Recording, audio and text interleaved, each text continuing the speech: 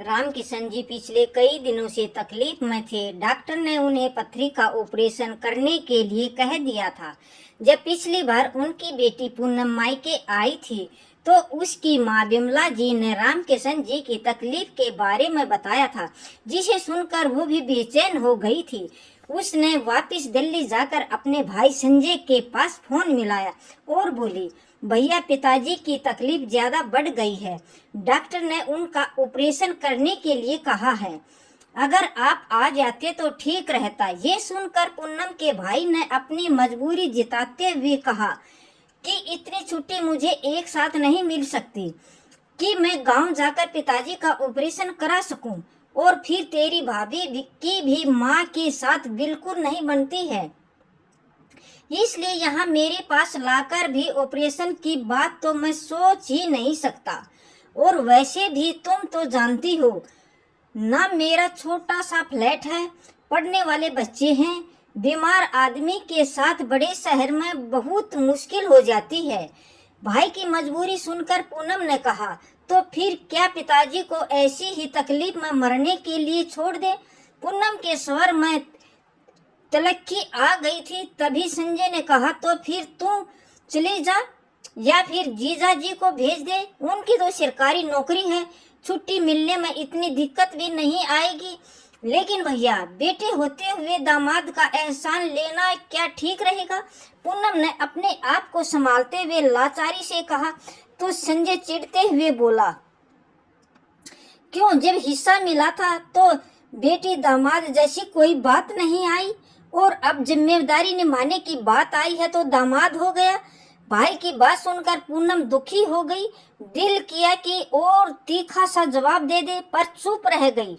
सोचने लगी कि आखिर गलत भी तो नहीं कहा भैया ने, पर ये सब कहने का अधिकार भी तो भैया को तभी था जब वे खुद अपने कर्तव्य का सही से पालन करता। और वैसे भी पूनम खुद को जायदाद में हिस्सा बिल्कुल भी नहीं लेना चाहती थी। उसने पिताजी को बहुत मना किया था, पर एक तो माँ पिताजी की जिद और दूसरे उसके पति पवन की चाहत भांप उसने हाँ बोल दी थी। सोचा जायदाद पाकर ही सही उसका पति पवन उसके माता पिता के लिए नरम रुख अपना लेगा, ताकि जरूरत पड़ने पर उसे गांव जाने में भी आसानी हो जाएगी। पर उसका हिस्सा लेने के बाद से ही उसके भाई संजय के व्यवहार में परायापन आ गया था। भाभी तो हमेशा से ही प्रायों जैसा व्यवहार करती थी, पर उसके भाई संजय का व्यवहार करते सामान्य था। पूनम को अपनी परवाह नहीं थी, बस माता पिता का ध्यान रख ले भैया, इसी में खुशी रह जाती। पर आज संजय के जवाब से उसका दिल टूट गया था। अगर भैया का जवाब ऐसा है तो अपने पति पवन का जवाब तो पहले से ही जानती थी। फिर भी उसने सोचा, एक बार पवन से बात करके देख लेती हूँ, वरना ऑपरेशन का तामझाम माँ अकेले कैसे संभाल पाएगी, क्योंकि कोई भी परेशानी खड़ी हुई तो एक पुरुष का साथ होना बहुत ही जरूरी है। ये सोचकर आज उसने पवन के घर आते ही उसका अच्छा सा मूड देखकर उससे कहा ही दिया, पवन पिताजी की तकलीफ बढ़ती जा रही है। कल भी माँ का फोन आया था, बता रही थी कि डॉक्टर कह रहे हैं समय से ऑपरेशन करवा लो, वरना दिक्कत बढ़ जाएगी। हाँ तो करवा लो। पवन के चेहरे के भाव एकदम से बदल गए। तुम चलोगे ना गांव कुछ दिन की छुट्टी लेकर? पूनम ने थोड़े धीमे स्वर में कहा। लेकिन पवन तेज आवाज में बोला, क्यों, उनके बेटे का क्या हुआ? ये तुम किस तरह से बोल रहे हो पवन? बात की थी मैंने भैया से, छुट्टी नहीं मिल रही, उन्हें थोड़े दिन की छुट्टी तुम ले लो, ऑपरेशन करवा कर तुम वापिस आ जाना, फिर कुछ दिन मैं रह लूंगी, फिर थोड़े से दिन के लिए भैया भी आ जाएंगे, तो इस तरह पिताजी की देखभाल ठीक से हो जाएगी। पूनम की बात सुनकर पवन ने कहा, हाँ तो मुझे भी छुट्टी नहीं मिलेगी, और हाँ तुम भी वहाँ लंबे समय तक नहीं रह सकती हो, यहाँ खाने पीने की दिक्कत हो जाएगी। मुझे कहकर पवन उठकर बेडरूम की तरफ चला गया, पर पूनम ने अभी भी हार नहीं मानी और उनके पीछे पीछे चलते हुए बोली, पवन, उन्हें हम दोनों भाई बहनों को अपना सब कुछ बांट दिया है, तो हमारा भी तो उनके प्रति कुछ फर्ज बनता है। ना इतना सुनते ही पवन चिल्लाते हुए बोला, अच्छा क्या बेटी को दिया है उन्होंने सब कुछ? क्या बेटे को नहीं दिया? वो क्यों नहीं आ जाता उनकी देखभाल करने के लिए? ये सुनकर पवन का सर भरना गया। सोचने लगी कि कोई इतना कठोर कैसे हो सकता है। पिताजी ने इन दोनों को अपना सहारा मानकर अपना सब कुछ इन दोनों पर ही लुटा दिया, पर आज दोनों ही कैसे बदल गए हैं ये सोचते हुए उसने अपना रिजेक्शन करवाया और जाने की तैयारी करने लगी। अगले दिन सुबह होते ही पूनम पवन के गुस्सेले चेहरे की परवाह किए बिना ही गांव चली गई। गांव पहुंची तो सामने अपनी बेटी को देखकर विमला जी थोड़ा सुकून मिला, लेकिन फिर अगले ही पल पूनम को अकेले देखकर उन्होंने कहा, दामाद जी नहीं आए क्या? तुम्हारा बेटा आया है क्या? जो दामाद आता है क्या बेटी काफी नहीं है तुम्हारे लिए? पूनम चिढ़ कर बोली तो विमला जी एकदम से चुप हो गई। इस एक वाक्य से उन्हें सब कुछ समझ में आ गया था। बेटी की बात सुनकर पास में लेटे रामकिशन जी ने भी कुछ नहीं पूछा। दुनिया देखी थी उन्होंने, फिर कुछ पूछना और उस पर अफसोस करने का मतलब था विमला जी के दुख को और बढ़ाना देना। इसलिए सब कुछ समझकर भी उन्होंने ऐसा दिखाया जैसे कुछ हुआ ही नहीं। उनका जिस डॉक्टर से इलाज चल रहा था पूनम उनसे जाकर मिली। ऑपरेशन का दिन तय हो गया। उसने अपने पति पवन और भाई संजय को औपचारिक खबरें कर दी थी। ऑपरेशन का दिन डरते डरते पूनम ने अपने पिताजी का ऑपरेशन करवा दिया, पर मन ही मन वह बहुत घबरा रही थी कि कहीं कोई ऊंच नीच हो गई तो क्या होगा। खैर रामकिशन जी का ऑपरेशन सफल हो गया तो पूनम की जान में जान आई। पिताजी को जिस दिन वे अस्पताल से लेकर आई तो मन में एक संतोष था कि वो उनके कुछ काम आ पाई। घर पहुंचकर पूनम अपने पिता को बिस्तर पर लेटाकर उनके पास बैठ गई। रामकिशन जी के चेहरे पर उनके लिए आभार के भाव थे जो शायद बेटे के लिए नहीं होते। आज समाज में बेटी को पिता की जायदाद में हक जरूर मिल जाता है, लेकिन माता पिता अपना अधिकार आज भी बेटे पर ही समझते हैं। रामकिशन जी ने आंखें बंद कर ली तो वो चुपचाप पिताजी के चेहरे को निहारने लगे।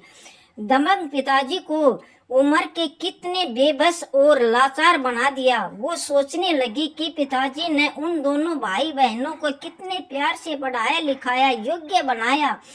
वो लड़की होते हुए भी अपने पति की इच्छा के विरुद्ध अपने पिता की जरूरत पर आ गई, लेकिन भैया वो पुरुष होते हुए भी अपनी पत्नी की इच्छा के विरुद्ध अपने पिता के काम नहीं आ पाई।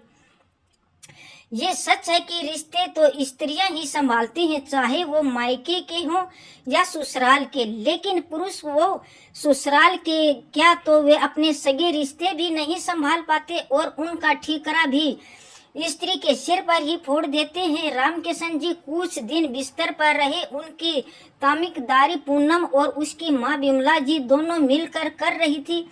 उनके भाई संजय ने तो पिताजी की चिंता इतनी ही थी कि एक दिन फुर्सत मिलते ही अपनी माँ और पिताजी से फोन पर बातचीत कर ली और फिर पूनम से बोल दिया कि कुछ जरूरत हो तो बता देना, कुछ रुपये भिजवा देता हूँ। ये सुनकर पूनम ने कहा, उसकी जरूरत नहीं है भैया, रुपये का तो पिताजी ने अपने बुढ़ापे के लिए इंतजाम किया हुआ है, उन्हें तो तुम्हारी जरूरत थी। उसने आगे कुछ कहना चाहा पर रिश्तों में और भी कड़वाहट घुल जाएगी ये सोचकर चुप्पी साध ली और फोन काट दिया। अगले 15 दिन तक गांव रहकर पूनम जब वापस अपने घर आई तो पवन का मुंह फूला हुआ था, लेकिन वो उसकी कोई परवाह न करते हुए चुपचाप अपने दिनचर्या में व्यस्त हो गई, क्योंकि पवन ने उनके पिताजी का हाल चाल तक नहीं पूछा, पर हाँ उनकी सास ने जरूर उसके माता पिता का हाल चाल पूछने के लिए फोन किया था।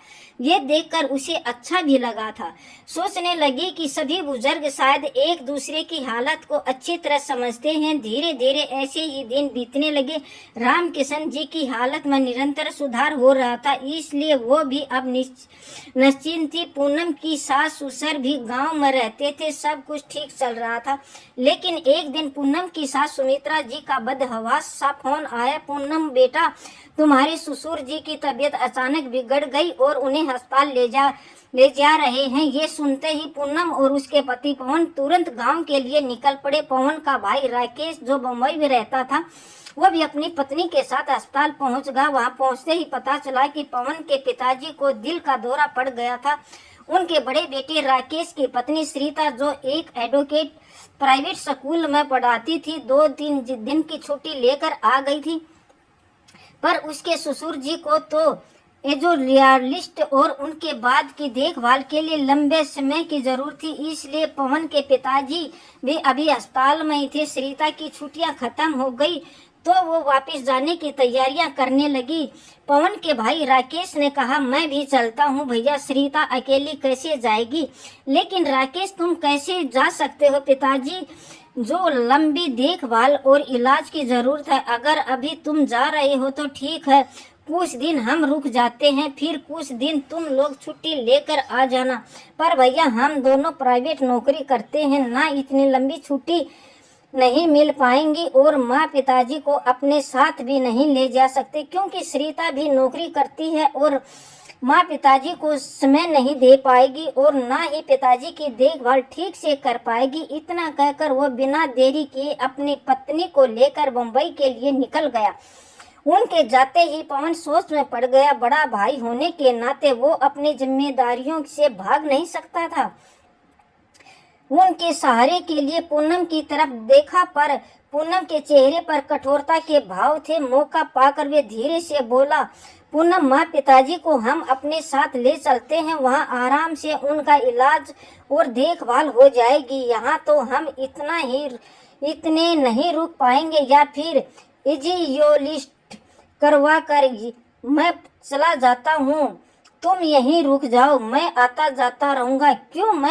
क्यों रुकूं यहाँ? मैं फालतू हूँ क्या? मैं नौकरी नहीं कर रही हूँ तो इसका मतलब ये नहीं कि मेरी ही ड्यूटी लग जाए। श्रीता या राकेश भी तो रह सकते हैं। या पूनम न चिढ़ते हुए कहा। तो पवन मायूसी से बोला, हाँ पूनम, तुम्हारी बात सही है, लेकिन जब वो दोनों जिम्मेदारियां नहीं उठाना चाह रहे तो पापा को ऐसे भी नहीं छोड़ सकते ना, किसी को जिम्मेदारी उठानी ही पड़ेगी। हाँ, जिम्मेदारी उठाने के लिए सिर्फ हम ही रह गए क्या? और फिर कल को पिताजी की संपत्ति तो दोनों के बीच में बटेगी ना, सिर्फ हम दोनों तो नहीं मिलेगी, इसलिए मुझसे तो नहीं होगा ये सभी। इतना कहकर पूनम पैर पटकते हुए बाहर चली गई। तो बाहर खड़ी पूनम की सास ने उसकी सारी बातें सुन ली। वो उदास होकर आंखों में पानी लिए एक बेंच पर जाकर बैठ गई और सोचने लगी कि पूनम तो ऐसे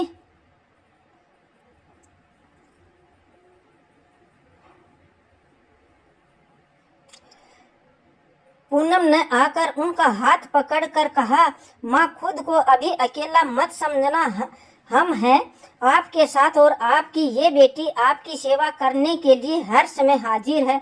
मुझ पर विश्वास रखिए माँ, मैं तो सिर्फ पवन के साथ नाटक कर रही थी। मैं उन्हें कुछ एहसास दिलाना चाहती थी, क्योंकि उसने मुझे यही शब्द बोले थे जब मेरे पिताजी बीमार हुए थे। बाकी मैं आपके लिए कभी भी पराई नहीं हूँ, मुझे गलत मत समझिए माँ। आपके पास कुछ भी ना हो तब भी मैं आपके बच्चों के कंधे बहुत मजबूत हैं, वो अपने माता पिता का सहारा बन सकते हैं।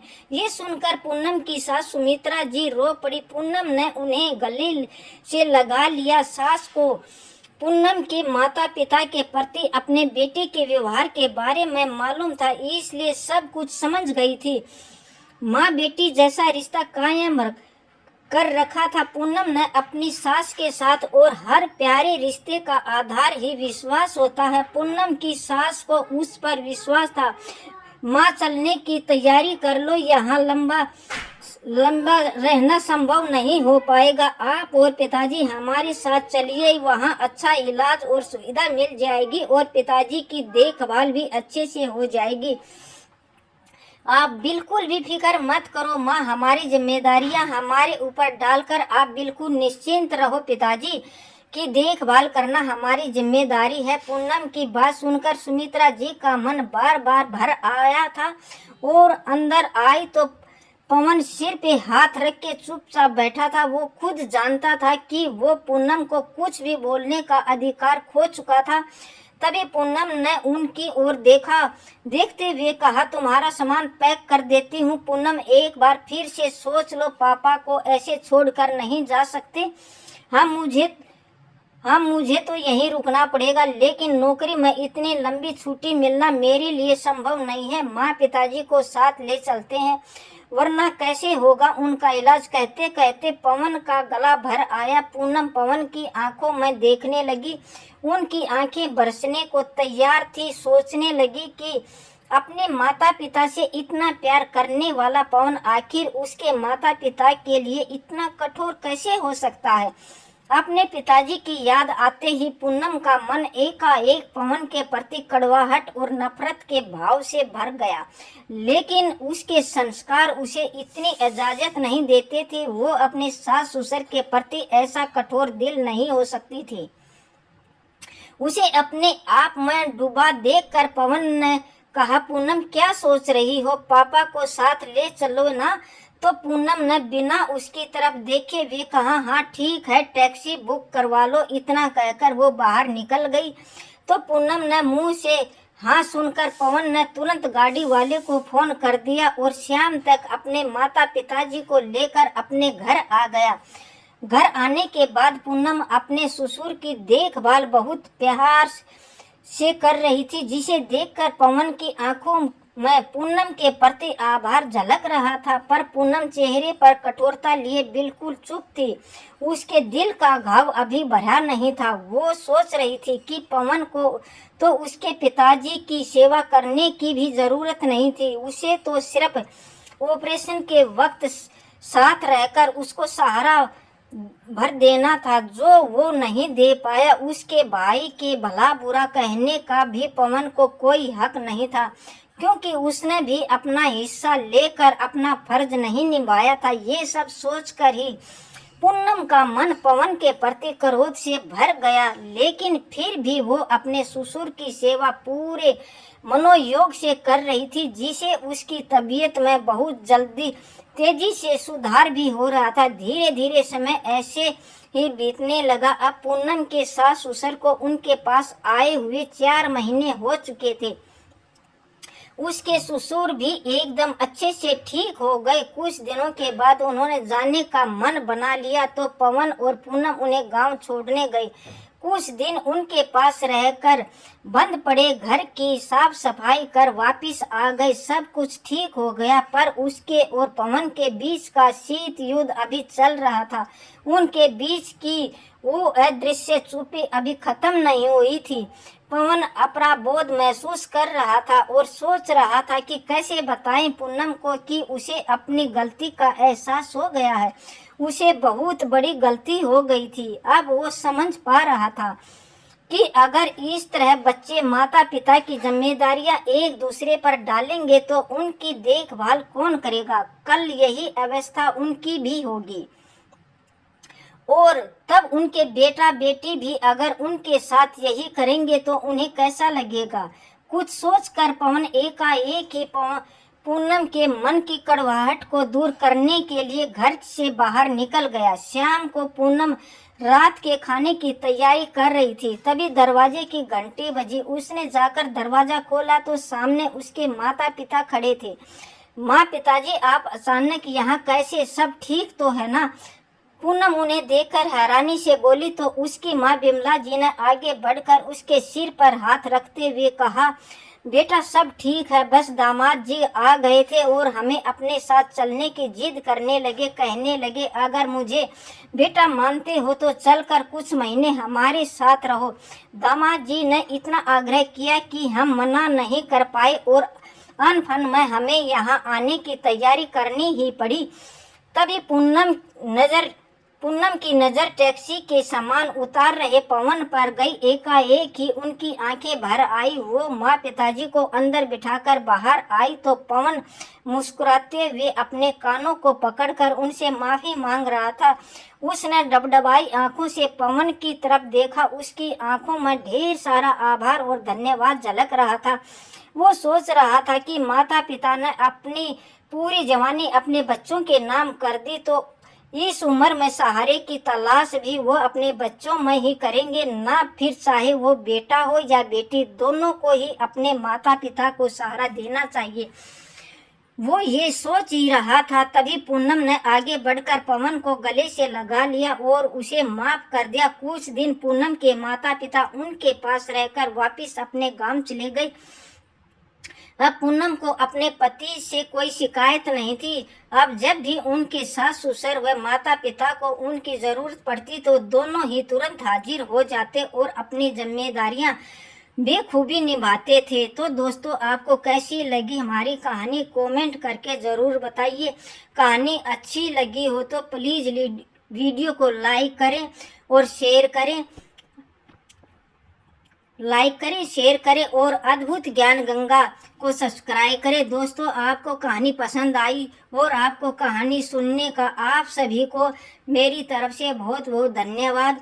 तो दोस्तों, आपको कहानी अगर अच्छी लगी हो तो कमेंट में जय श्री राधे, जय श्री राधे, जय श्री कृष्णा लिखना मत भूलना। दोस्तों, आपने हमारी वीडियो सुनने के लिए अपना कीमती समय निकाला। हर रोज़ नई नई कहानियाँ सुनने को